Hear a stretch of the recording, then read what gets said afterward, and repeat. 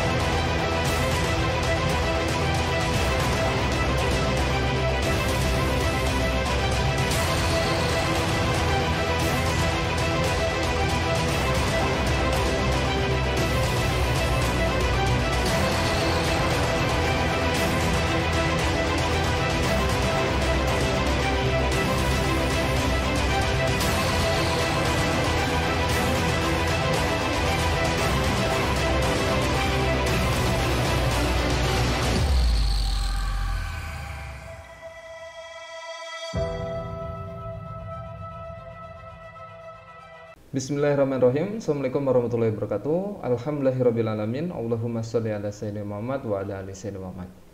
Oke teman-teman, bagaimana kabarnya? Semoga dalam keadaan sehat selalu dan semoga kita selalu dijaga oleh Allah Subhanahu wa taala. Oke, pada video kali ini teman-teman, saya tidak akan membahas tentang apa yang sedang viral pekan-pekan ini di media sosial terutama, tapi saya akan membahas tentang pengalaman saya di dalam bidang ruqyah. Karena sudah lama sekali saya tidak membahas tentang ruqyah di channel ini. Jadi, di video ini saya akan mengangkat sebuah kisah dari salah satu pasien saya yang ada di Ponorogo.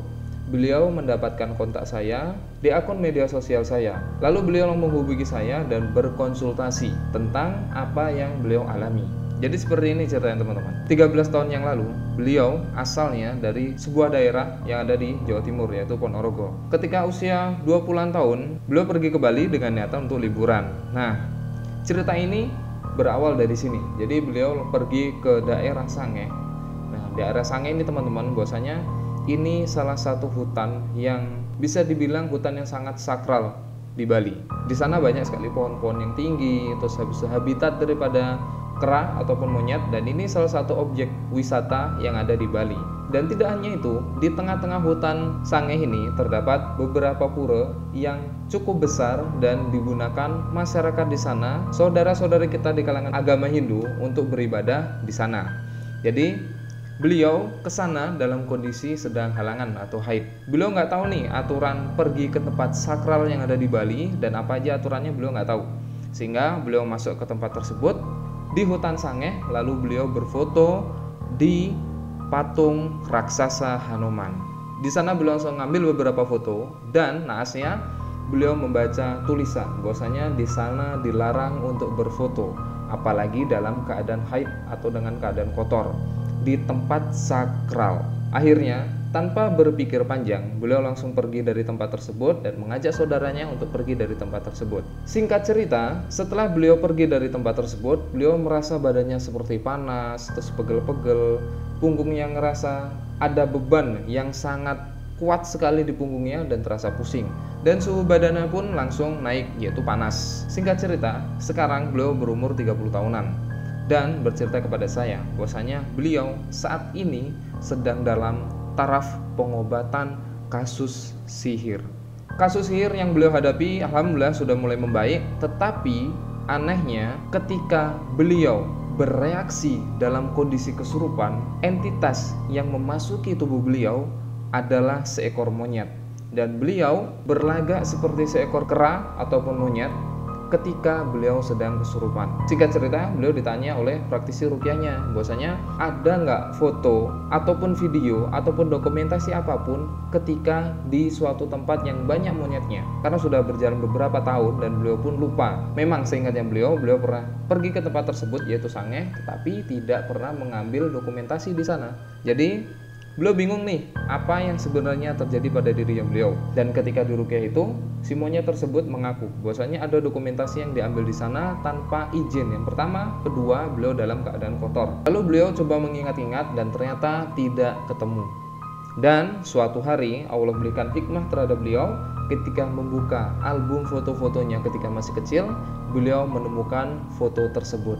Dan amplop yang ada di depan saya ini adalah bukti foto yang dikirim beliau kepada saya untuk dimusnahkan dengan ikhtiar. Semoga hal-hal yang terjadi pada diri beliau, terutama gangguan-gangguan non medis, bisa terselesaikan. Amplop ini udah saya buka dan saya lihat foto beliau, dan di sini ada beberapa tulisan yang beliau kirimkan khusus terhadap saya. Oke, mari kita lihat fotonya beliau. Dan amplop ini, foto ini beliau langsung kirim dari Ponorogo khusus kepada saya di Bali.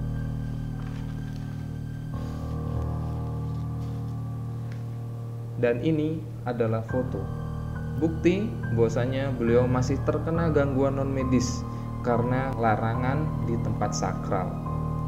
Nah, di sini terlihat teman-teman bahwasanya beliau foto di depan patung Hanoman raksasa ini di pelataran hutan Sange. Sebenarnya di sini teman-teman kita banyak sekali mengambil hikmah dari cerita beliau. Apa? Yang pertama, seorang wanita memang tidak dianjurkan berpergian kemanapun, terutama di tempat-tempat sakral, dalam keadaan kotor. Karena kita tahu sendiri, perempuan dalam keadaan kotor tidak ada perbentengan, dalam artian dia bisa membacakan ayat-ayat suci Al-Quran ataupun doa-doa yang sudah dibakukan dalam bahasa Al-Quran. Apalagi di tempat-tempat yang dikatakan oleh masyarakat tersebut adalah tempat sakral.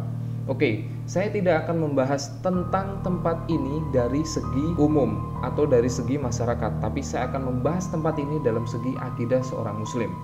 Oke teman-teman, jadi sebenarnya di akidah umat Islam tidak ada yang dikatakan tempat angker dan tidak ada yang dikatakan tempat ini berhantu. Tempat itu angker dan berhantu dan segala macam bentuk apapun itu yang disebutkan oleh manusia ataupun masyarakat, itu karena kita tidak mengerti tentang ilmu dari agama Islam. Rasulullah Shallallahu Alaihi Wasallam pernah mengajarkan terhadap kita bahwasanya zikirkan ini. A'udzubillahi minasyaitonirrajim. Bismillahilladzi la yadurru ma'ismihi shay'un fil ardi wala fis sama wa huwas samiul alim. Maka tidak akan ada satupun makhluk yang akan mengganggu kita dari segala macam keburukan yang mereka perbuat. Atau bisa baca doa ini, a'udzu bikalimatillahi tammati min syarri ma khalaq. Maka tidak akan ada keburukan suatu makhluk yang Allah ciptakan untuk mengganggu atau mencelakai diri kita. Jadi teman-teman kalau pergi di suatu tempat yang katanya itu tempat sepi lah, tempat angker lah, tempat berhantu dan segala macamnya itu, zikirkan doa ini, ucapkan 3 kali, maka insya Allah kita akan terhindar dari segala macam bentuk apapun itu keburukan dari makhluk yang Allah ciptakan. Entah itu dari bangsa jin, hewan maupun entitas apapun itu, termasuk daripada penyakit yaitu virus. Kita sebagai seorang muslim sudah banyak sekali pembekalan dari Rasulullah SAW, tinggal kita aja mau praktekin atau enggak. Tapi nyatanya kita banyak yang masih nggak tahu.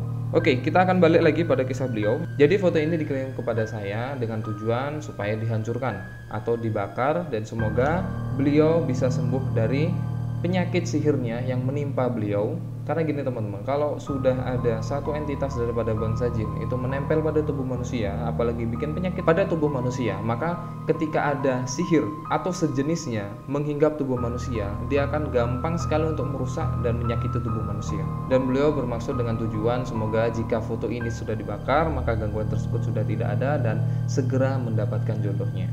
Nah, setelah ini mari kita bakar foto beliau dan semoga beliau bisa terbebas dari gangguan sihir dan entitas-entitas dari kalangan bangsa jin. Nah, oke teman-teman, ini saya udah di luar, langsung kita bakar ya untuk fotonya. Oke, bismillah. Bakar. Jangan lupa jika kita membakar foto-foto seperti ini, mari kita doakan dulu, bacakan ayat-ayat ruqyah yang simpel-simpel aja dan semoga terputus daripada gangguan daripada bangsa jin. A'udzu billahi minasyaitonir rajim. A'udzu bikalimatillahi tammati. A'udzu bikalimatillahi. A'udzu bikalimatillahi.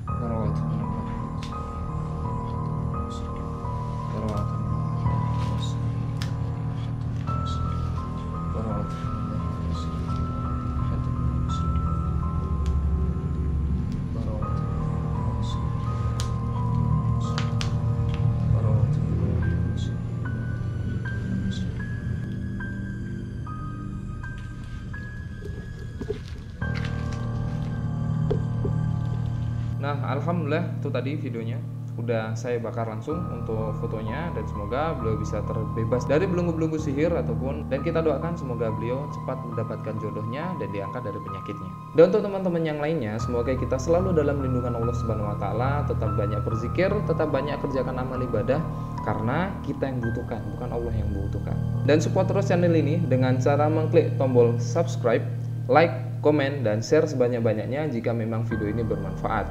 Barakallahu fikum. Assalamualaikum warahmatullahi wabarakatuh.